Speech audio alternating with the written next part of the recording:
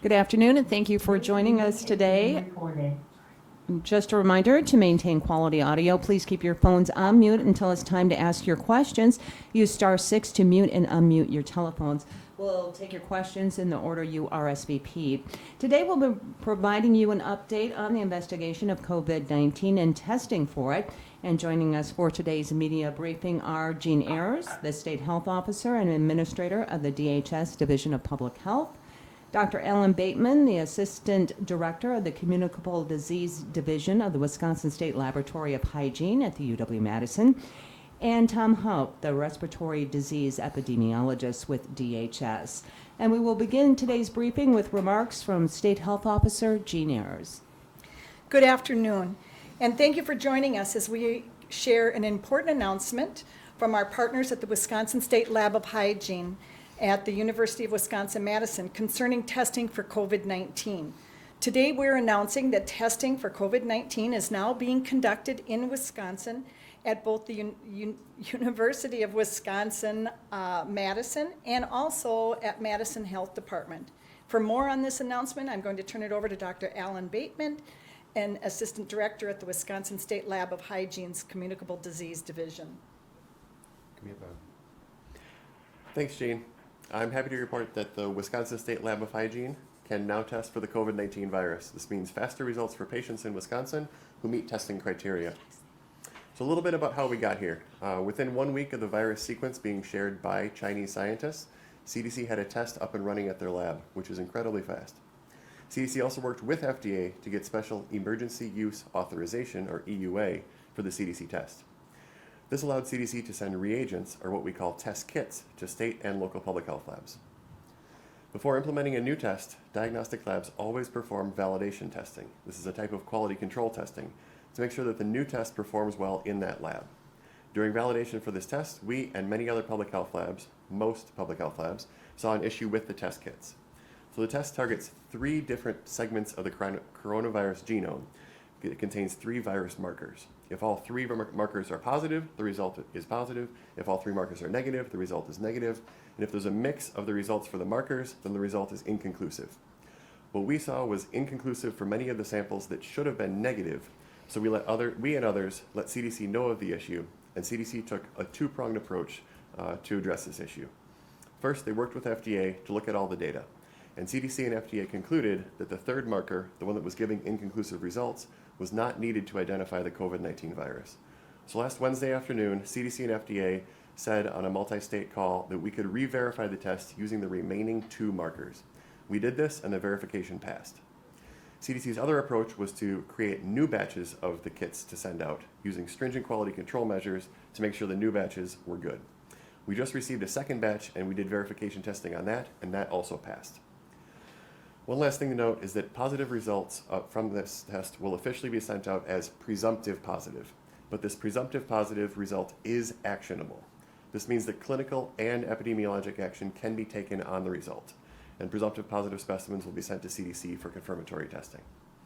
Together, the availability of testing at both the state lab and the Milwaukee City lab will mean faster results and increased capacity for testing in Wisconsin.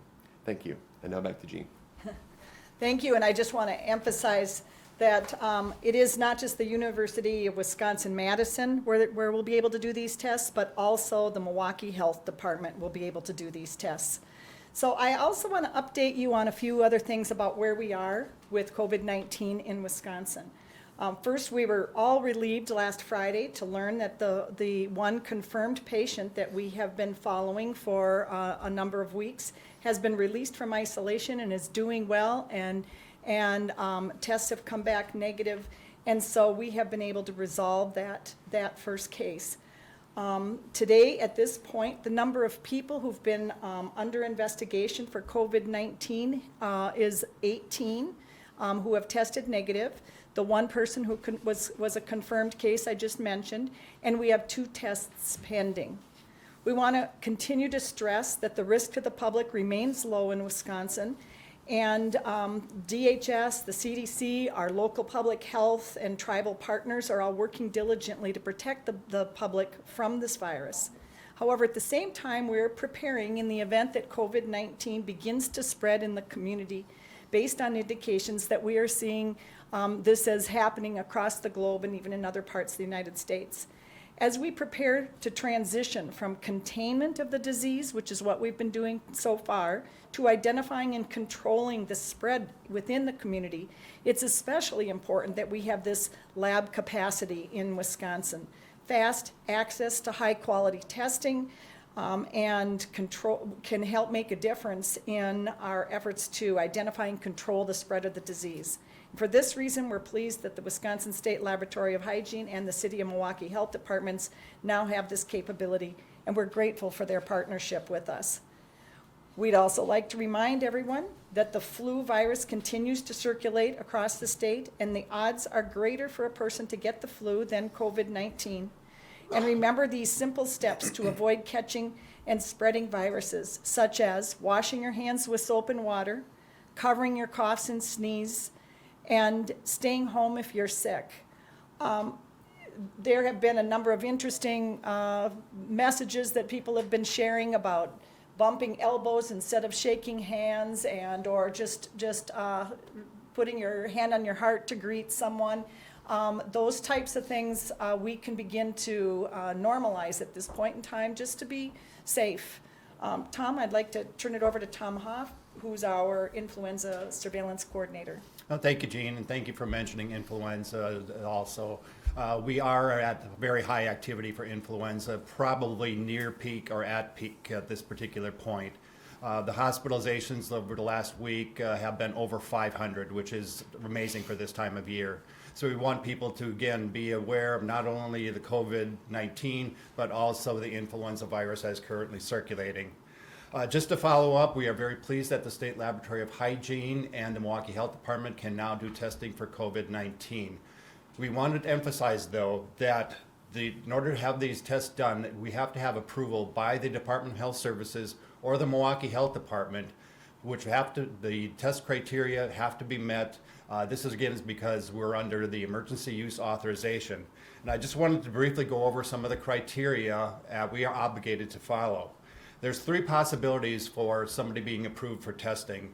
One is a clinical feature of fever and symptoms of lower respiratory illness, which includes cough and shortness of breath. And this would be for any person, including a healthcare worker, who has close contact with a confirmed or suspect case of COVID-19. The second criteria, fever and signs of lower respiratory illness, again, that's cough or shortness of breath, that requires hospitalizations, and a history of travel from the affected geographic areas, and these are geographic areas that are currently under level 2 travel alerts, including China, Iran, Italy, Japan, and South Korea. So a history of travel from those affected areas within the 15 days of onset of symptoms. The third criteria is fever with severe acute respiratory illness, including pneumonia or ARDS, which is acute respiratory disease syndrome. Again, requiring hospitalization where there is no alternative explanation, meaning that tests have been run for many other viruses, bacteria. There's there's nothing coming back positive at this point. So those three criteria, one of the three has to be met for testing. And we understand that not everybody who requests testing will have testing approved. But this is, again, something we are obligated to follow until such a time that these patient under investigation criteria have changed from the CDC. We also wanted to address one other issue that has come up, and that's regarding returning travelers. At this time, out of the abundance of caution, we are recommending that any travelers returning from countries with a level 2 or level 3 travel notice, and again, China, Iran, Italy, Japan, and South Korea, follow the instructions for individuals who have a medium risk for exposure to COVID-19. This includes limited self-quarantine and self-monitoring for symptoms. We will continue to reevaluate this recommendation as additional guidance from CDC becomes available. For those travelers who are doing self-monitoring for symptoms, if you develop fever, cough, any difficulty or breathing, or need medical care, we ask that you contact your local health department. If you require medical assistance, your local health department will tell you how to get in touch with a doctor and if an ambulance may be needed for you to be transported to a medical facility. If possible, we're asking that the patients wear a face mask if you need to be around other people. We also ask that you cover your mouth and nose with a tissue when you cough and sneeze. It's personal hygiene good cough etiquette. If you need emergency medical attention at any time during the monitoring period, call 911 and let them know you're being monitored for COVID-19. With that, I'll end my portion of the presentation and turn it to for questions and answers. Thank you, Tom. Yes, we will open it for questions now. Just a reminder to use *6 to mute and unmute your phone to maintain the audio quality. And we will begin the questions with Scott Bauer from Associated Press. Scott? Hi, thanks everybody for doing this call today. Was anyone who's on this call on the briefing this morning with the Vice President's office? And if you were, could you describe what was discussed during that call? Everybody's shaking their head no. So none of us fortunately were on that call. Okay, thank you. Any follow-up, Scott? No, not right now. Okay. We'll go then to Miranda Suarez from Wisconsin Public Radio. Miranda? Hi there. Hi, can you hear me? Yes, we can. Wonderful, thank you. So I'm wondering, in terms of the criteria that you laid out, is that the criteria that comes from the CDC specifically? Yeah, this is Tom Haupt, the respiratory epidemiologist, and this guidance was developed and put out by the Centers for Disease Control and Prevention. They did update their criteria as of last Thursday, which is why we wanted to mention it on this particular broadcast. Any follow-ups, Miranda? Hi. Yeah, and I'm just wondering if very quickly you could just repeat your names and how to spell them. Sure, and we will include that. We'll have a video and press release available after this media briefing, and those names will be included the spellings. Moving Thank on. you. You're welcome. Thank you. Moving on to John Nizer of NBC 26 in Green Bay. John? And a reminder to press *6 to mute and unmute your telephones. John from NBC 26. Okay, moving on to Brian Kernan of WLUK in Green Bay. Brian? Hi, good afternoon. I've continued to see more so national things, the suggestions that people buy items like in bulk, whether it's water, masks, disinfectants, all those things. And I know last week you said that buying a mask wasn't recommended and those kinds of things. So what are your thoughts on some of these suggestions that people buy in bulk and stock up on some of these items? This is Tom Haupt again, the respiratory epidemiologist, and our position hasn't changed on that. We really don't feel it's necessary for people to buy masks in bulk. As far as stocking up on other things like food, water, that type of thing, that's always a good idea to have some on hand, no matter if it's a coronavirus situation, influenza, or any other kind of natural disaster. But our recommendations have not changed as far as things like masks. We really do not recommend that people buy them in bulk and store them.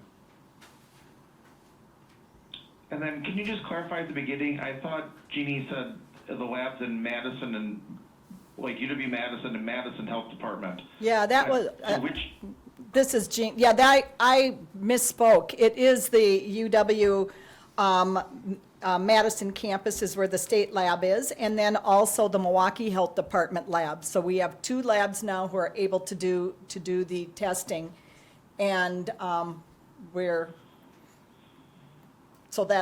I misspoke. okay, so the state lab is at UW-Madison, and then I thought you had said Madison Health Department, but that's not correct. The other one is the Milwaukee Health Department. Correct, yes, that's right. Okay, Thank you for clarifying. yeah, thank you for asking again. Thank you, Brian. Yep, thank you.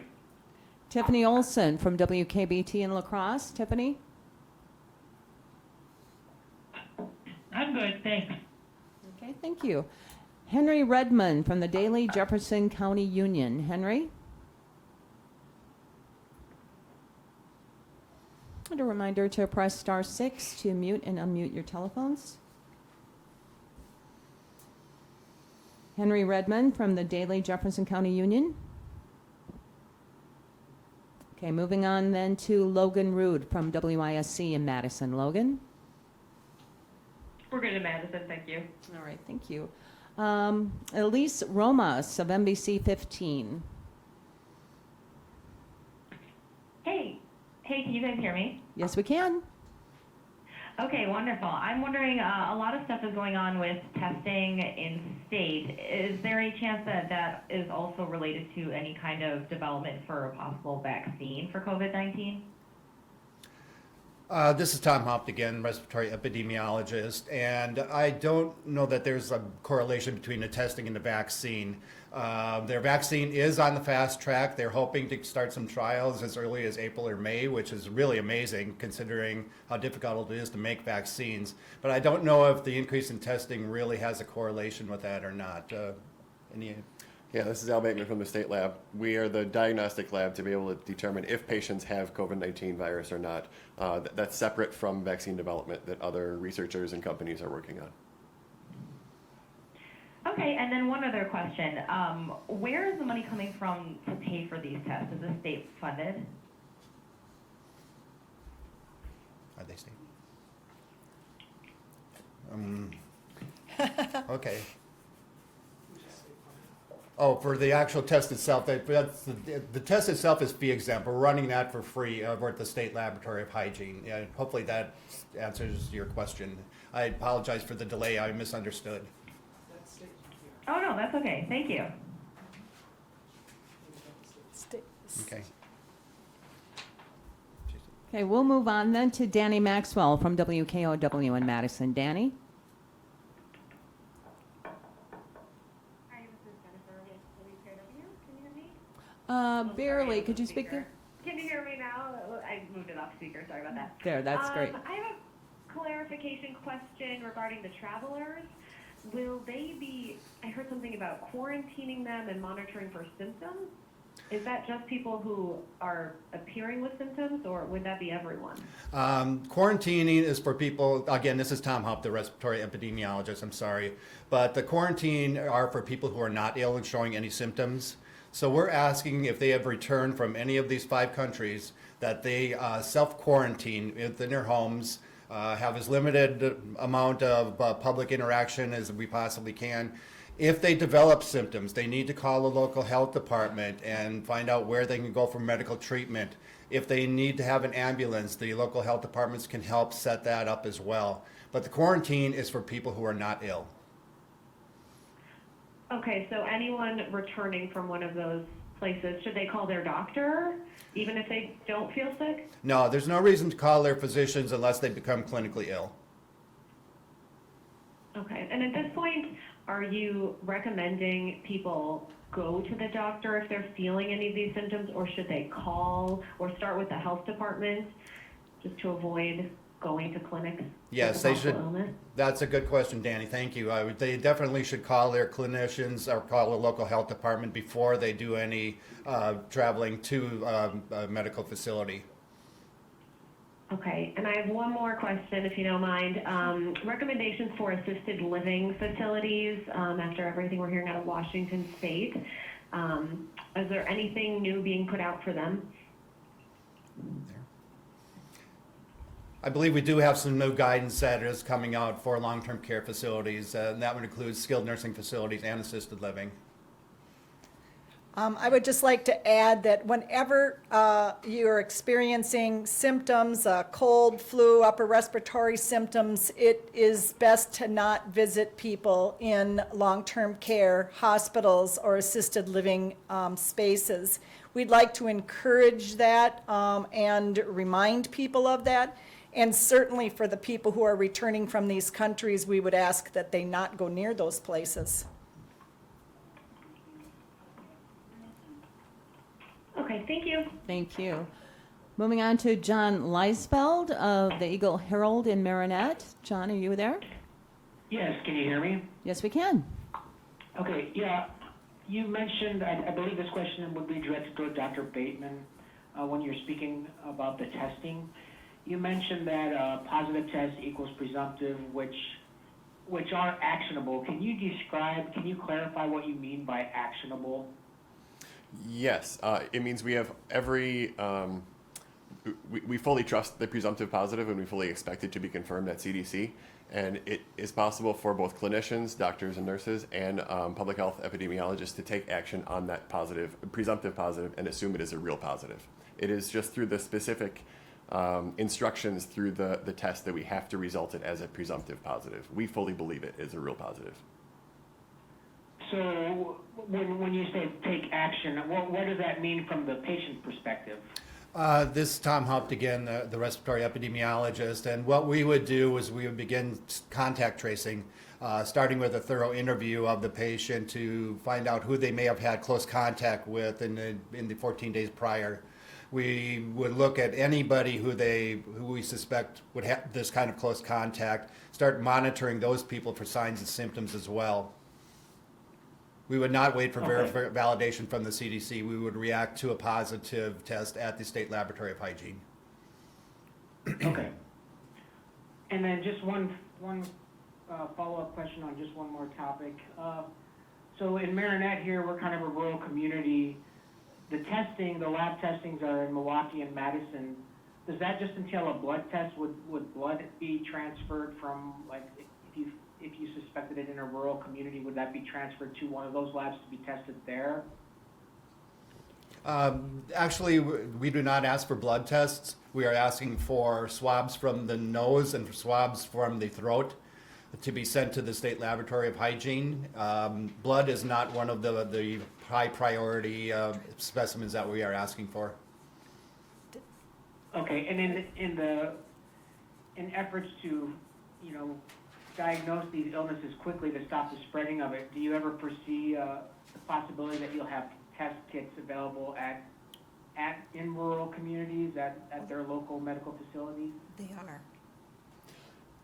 So there are, in addition to the test that the CDC runs, which is the same test as we in Milwaukee and other state health labs, public health labs are running, many commercial manufacturers are working on developing their own kits, or their own tests, as well as individual hospitals in some instances are working on developing their own. So we fully expect in the coming days, 2 weeks to months, however long it takes, that testing capacity and capability will really greatly expand beyond just public health labs.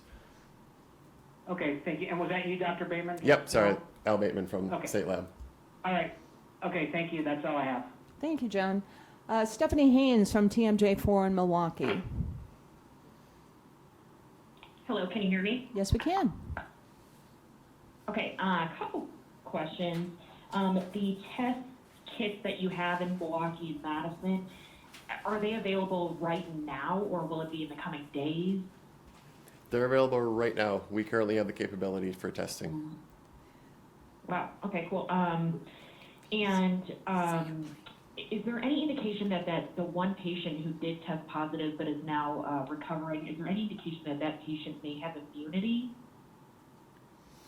This is Tom Haupt, the respiratory epidemiologist, and usually when you're infected with any kind of bacteria or virus, you do develop antibodies and probably have some immunity.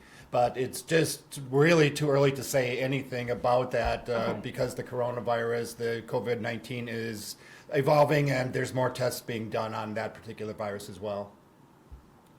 Okay, and any of the 2 tests that are pending currently, is there any indication, do we know if the patients had traveled to countries, or is this a case of community spread like what we're seeing in Washington?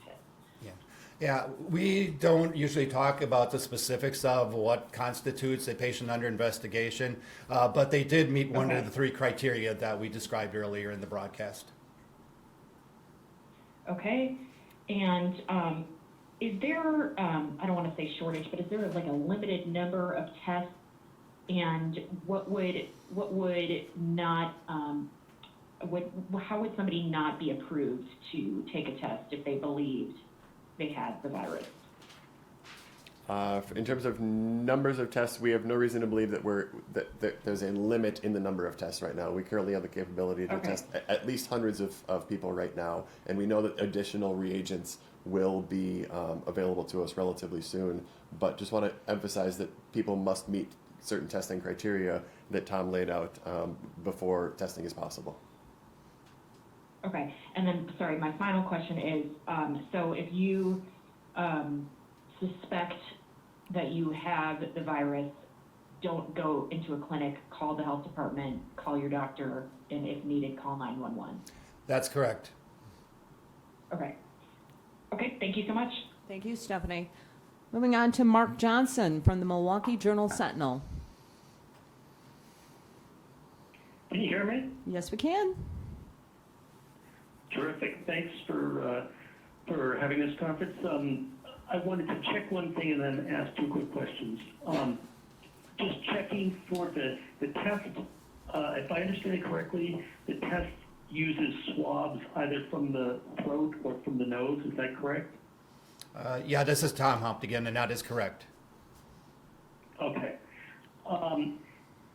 The two questions I have, one is that we're hearing, so last week, the sort of testing criteria was expanded. Who is now eligible for tests that wasn't previously? That's a hard question to answer because the criteria did change, and each case that comes in has to be looked at on an individual basis. There was increased testing for hospitalizations and severe cases in the latest round of criteria from the CDC. Mm-hmm.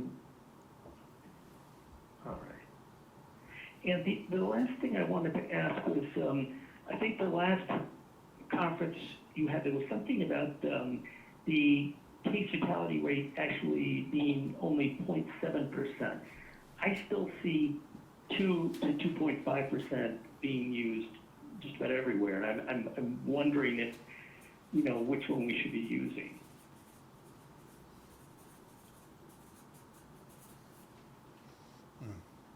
Yeah, that information, this is Tom again from the respiratory epidemiologist, and that information came from the World Health Organization. Those numbers, and depending on the organization that puts these numbers out, could be different. But what I've heard too, that it's more so of like the 2%.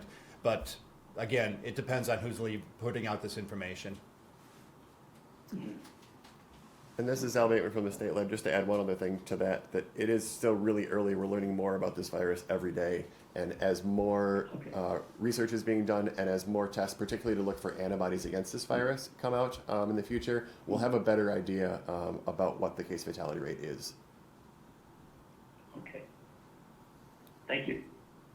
Thank you, Mark. Moving on to Mark Vittorio from Fox 6 in Milwaukee. Mark? This is Jason in place of Mark. A quick question. Okay. We're having a hard time hearing you. Could you either pick up your handheld or? Yep, gotcha. Hi, this Perfect. is Jason in Thank place you. of Mark. Congress is going to possibly be passing over $7 billion to this issue this week. How would that funding help here in Wisconsin? Well, right now, we're responding to all the needs without any additional resource or people. We know our local health department and tribal health department partners have also just been all hands on deck whenever it's been necessary. So it's our hope we'll be able to reimburse for expenses and staff time that have been pulled from other types of projects, just as a starting place. I'm sure we could go into more depth of all the different needs that we're seeing, but that I think is mostly reimbursing for the out-of-pocket costs. We do expect that federal funding will flow like it has in other past emergencies, and so often we don't wait around to figure out how we're going to pay for it. We just respond, and then we really hope that the money comes and reimburses our partners and community demands. This is Jason again. Can you give us some sample of kind of the expenses, what the new expenses are for you as a department? It's mostly personnel, and personnel time have been the the biggest expense, I think, especially for the local health departments, when you consider the amount of time it goes into doing contact investigation and calling people and checking on people, and covering calls, through weekends, and if just the demand is so high from that perspective, that is, so I guess personnel is probably the biggest expense right offhand. I don't know if anybody else has anything to add. From the lab, we get quite a lot of the reagents from the CDC, and that's at no cost to us. And so this would be helping CDC to pay for those aspects as well. Good, Jason? Yes, thank you. Thank you. Moving on then to Stephen Goyne of WJFW in Rhinelander. Stephen?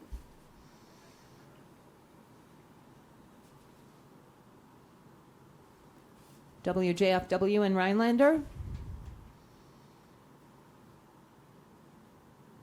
Then we'll move on to Mason Dowling from WAOW in Wausau. Mason? And a reminder to press *6 to mute and unmute your telephones. Moving on then to Bob Haig from Wisconsin Radio Network. Hi, Bob.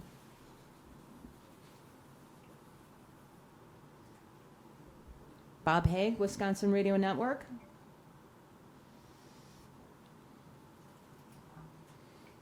Okay, moving on to Isaiah Holmes from the Wisconsin Examiner. Isaiah?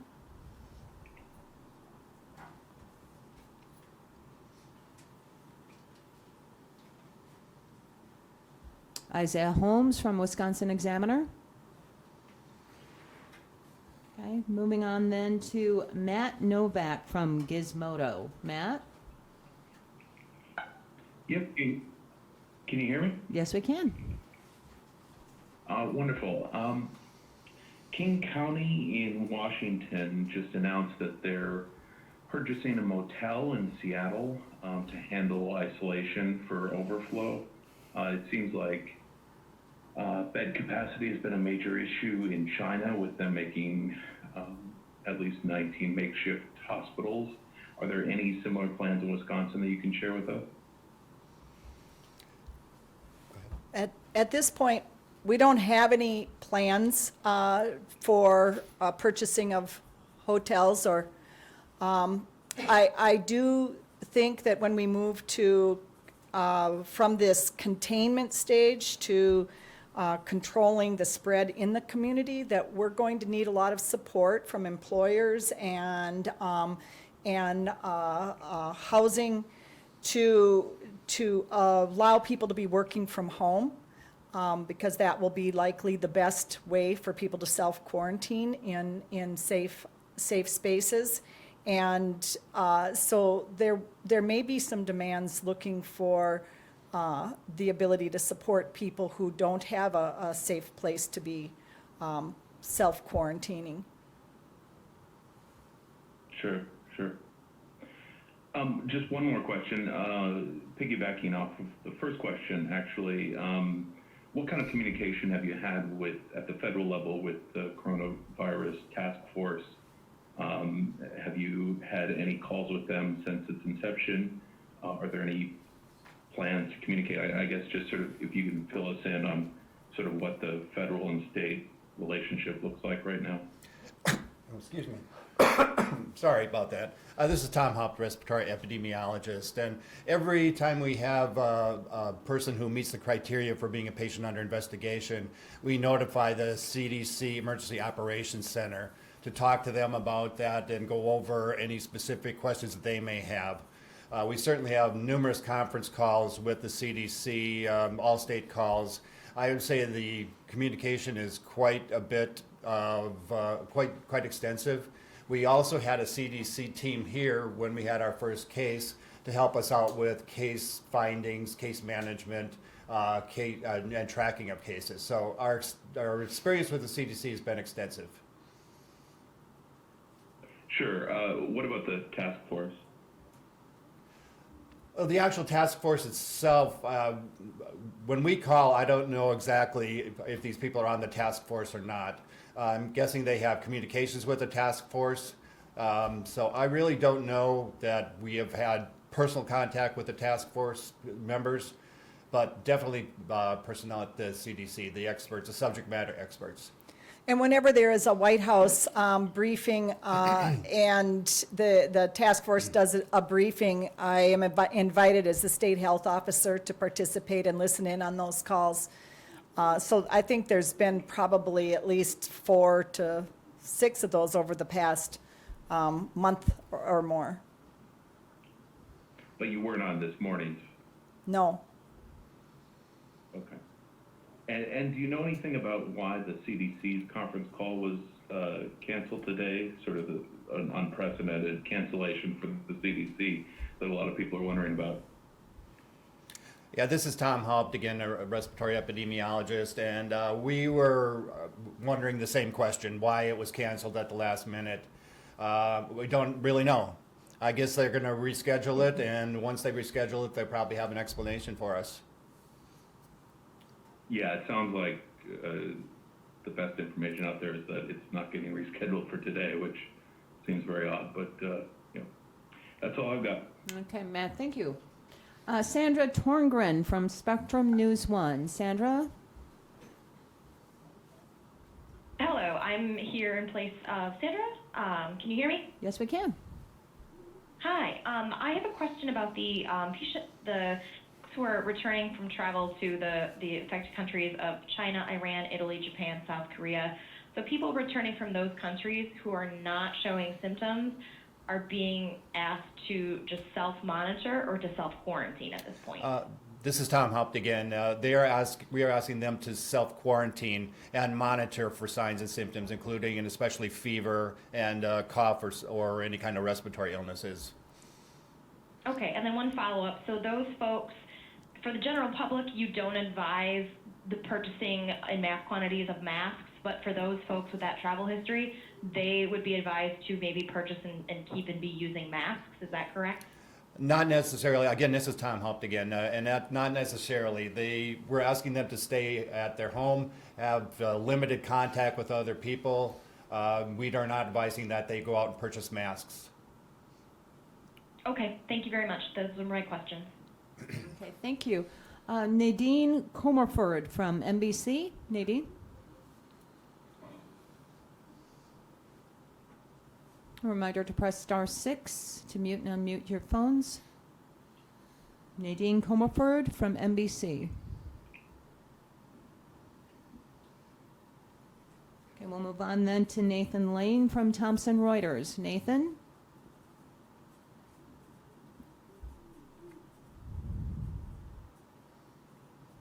Nathan from Thomson Reuters. Okay, with that, we'll open it up to any follow-up questions or to anyone who has not had a chance to ask a question. Hi, yeah, this is Kent Wainscott at WISN in Milwaukee. Hi, Kent. Hi, actually, I'd like to get a clarification before I have just a couple of related questions. But first on that self-quarantine, and I know we talked to you, Tom, last week about some folks here in the Milwaukee area who were self-quarantined. You said they wouldn't necessarily report those cases or those numbers to the state. Do you have any idea how many people that may apply to? How many people are currently self-quarantined? Hey, Kent. Yeah, the answer to that question is no. We would not have an accurate count of how many people are under self-quarantine at this particular point. I guess that's the best answer I can give you. Okay. And just a question that's come up a lot here from that we're hearing from people has to do with travel. A lot of school districts have been sending out informational notices to their families, updating them about plans and precautions that are being taken within the districts and things like that. But these families are preparing to travel during spring break, and with the increase in cases that are cropping up around the country, do you have a concern that the increase in travel in the weeks ahead will make a more extreme issue here in Wisconsin? Tom Humpt here again. To answer that question, we just don't know. I mean, we want people to be aware of areas where we do not recommend travel, and that would be of any level 2 or level 3 travel notices. We are asking people to really be aware of the situation, look on the CDC website, see if your place where you're going to be traveling is something where you could be at higher risk. And just In terms of domestic travel, you would just tell people not to worry about that at this point, just take the same precautions they would take at home? Yes, that would be correct. The same precautions as you would at home. And please use good cough and respiratory etiquette, especially if you're traveling by airplane or whatever method you're traveling. If you need to cough into your sleeve. You have to have respect for those people who are around you. Okay, and just kind of as a follow to that, another concern that we're hearing about is large groups of people in confined spaces, whether it's a theater or an arena or something like that. We have an event coming up in the months ahead here in Milwaukee, as you know, that DNC is going to bring people in from literally every state in the nation, all into one confined space. Does that raise a concern for you? Tom Humpt here again, and the answer to that is anytime you have a large number of people in confined spaces, there's higher risk for any kind of disease transmission. So again, it's something we're not very much aware of. We are making the preparations with our preparedness section and with the city of Milwaukee to really monitor all kinds of diseases that might be going on. I think we're going to be very well prepared for that.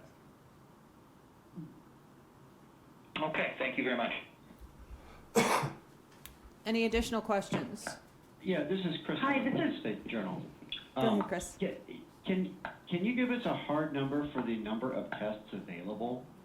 And similarly, can you tell us how many requests for testing have been denied? So in terms of how many tests are available, it's an easy question to ask, not an easy question to answer. These aren't tests like a pregnancy test where you have one stick for one test and then you throw it away. These are complicated real-time PCR tests that have multiple different inputs to them, and at any given time, one of those inputs might be the limiting factor. What we know right now is that we can test for at least hundreds of patients. Don't know the exact number, but we anticipate getting even additional reagents in the near future. So I don't think the number of test kits or availability that we have is really a limitation right now. And this is Tom Humpt again. As far as your second question about number of tests that have been denied, we do not count that. We do know that it's more than we have approved, but at this point we don't have an exact number on that. But we encourage people to call with questions and inquire, including clinicians.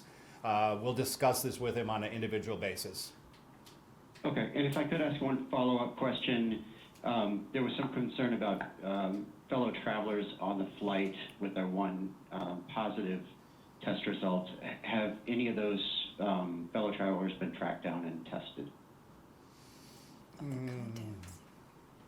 We did have, this is Tom again, we did do some tracking and we notified the CDC of the flights that were involved. I don't know that anybody has tested positive. I'm just looking around the room. So I guess my answer to that is that we're not aware of anybody who did test positive from the flights. Okay, but are you aware of anyone who tested negative? I guess, have they been tested, or do you know? Well, we got to keep in mind that these are people from many different states, so we wouldn't necessarily have that answer. Okay, thank you. Any additional questions? Hi, this is Carrie. Hi, this is Carrie from Associated Press Television. Can you hear me? Yes, we can. Great. I have a question about items that might come from other countries that may have a bigger virus outbreak. Can you tell me if people should be worried or if there's research going on in regard to this, food and non-food items? Yeah, this is Tom Humpt again, and we do not recommend that people be concerned about packages that come from other countries. We've had many a call on this, people getting things from China, from Italy. It really is not an issue that we need to deal with. There's no danger of getting those packages in. For food items and non-food items? Right, for food items and non-food items. It just has not been a source of transmission. Thank you. Hi, John Leesfeld, Eagle Herald in Marinette, Wisconsin. I'm wondering if you can comment a little more specifically on what types of disruptions can, people, residents of communities expect in their lives, particularly for those who maybe are not infected. Are we going to see any types of disruptions in that manner? Well, I think that many countries have already seen some pretty significant disruptions. I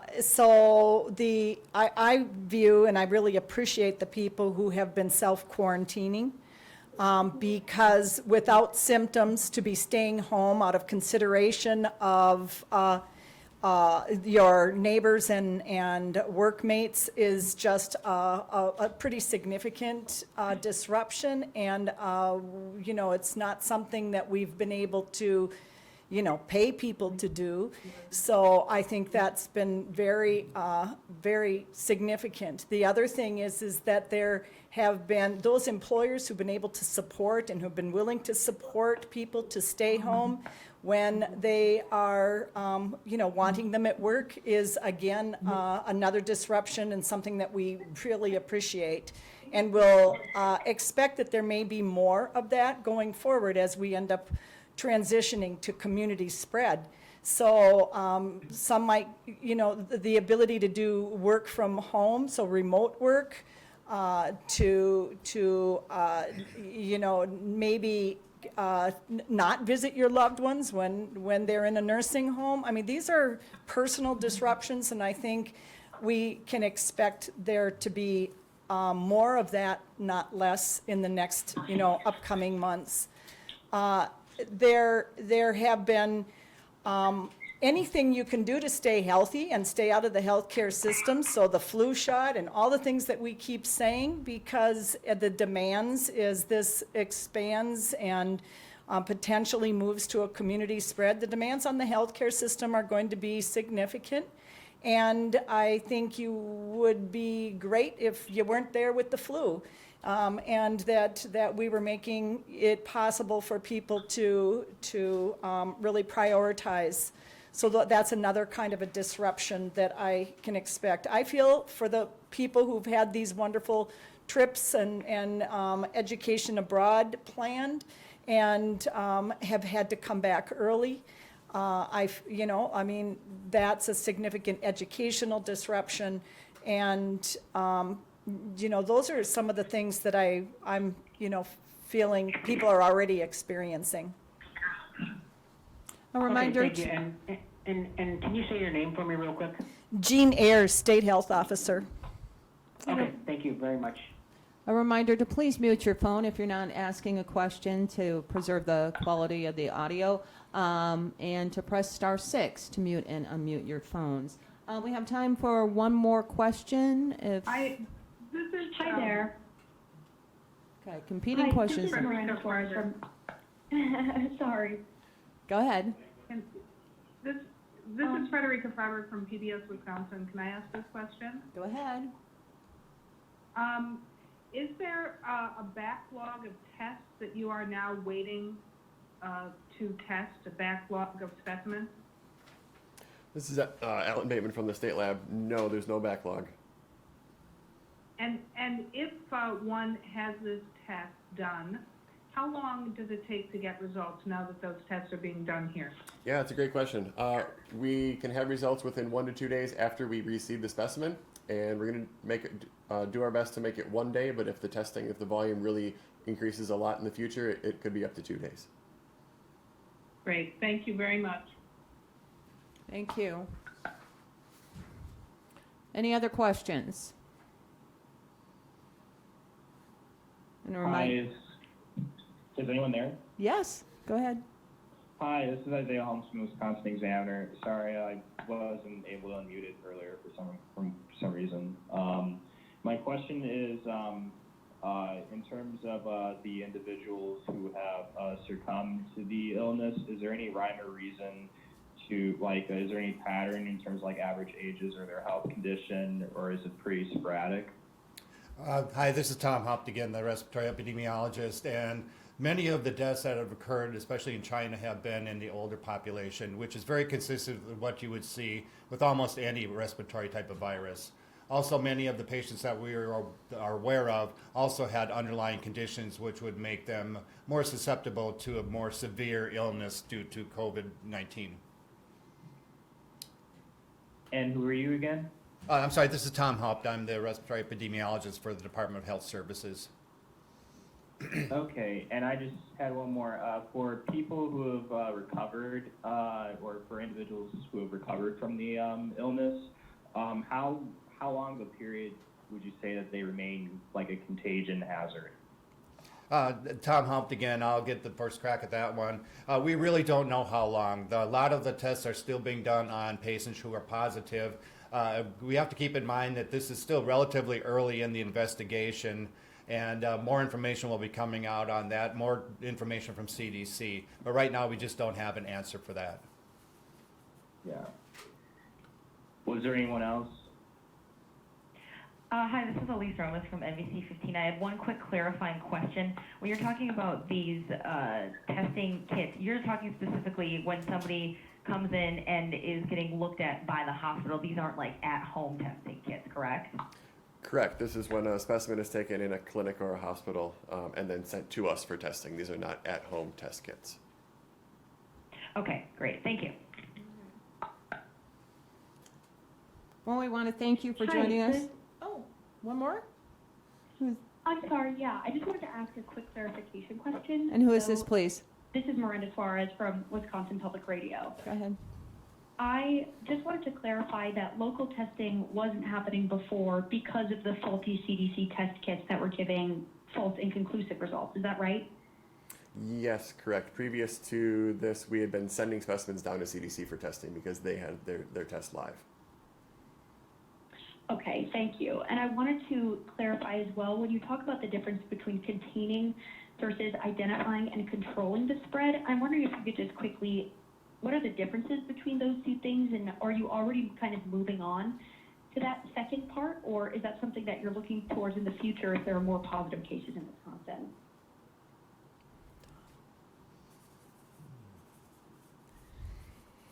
So when, I'm going to start, and maybe Tom Haupt will continue. This is Jean Ayers.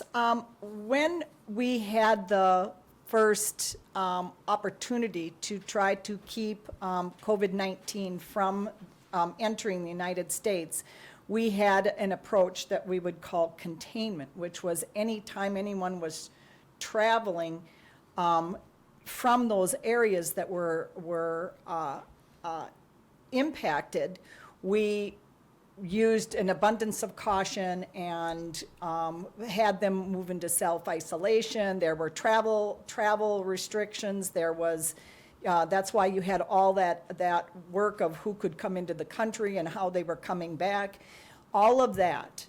But once you end up with exposure and or spread within the community, it moves more to a more similar process as what we would do with the flu, where you start to approach the you're not just going all after the one exposure from the person who got off of a boat or something to. And now what you're doing is you're looking for people with a certain kinds of symptoms and testing and then responding in that setting in a little different way. So that's what we mean by when we're saying we're in transition. Since it is, there is community spread in some states now, and we would see this following the path of many other respiratory illnesses, which is meaning that it will be out and about as we go forward, and so now we're moving to a new to sort of the next phase of the approach. All right, thank you. And also just to clarify, are these state tests are presumptive positives until they get confirmed by the CDC? Is that right? Yes, this is Al Bateman from the state lab. That is correct. All right, thanks so much. Thank you. We're going to wrap up this media briefing. We'll have the video of the briefing as well as a corresponding press release for you later on this afternoon, and that will include names and spellings. Also, a reminder to continue to monitor the DHS Outbreaks and Investigations page as well as our COVID-19 page at dhswisconsin.gov, and we'll have updates on this investigation and pandemic preparations for you there. Thank you very much and have a good afternoon.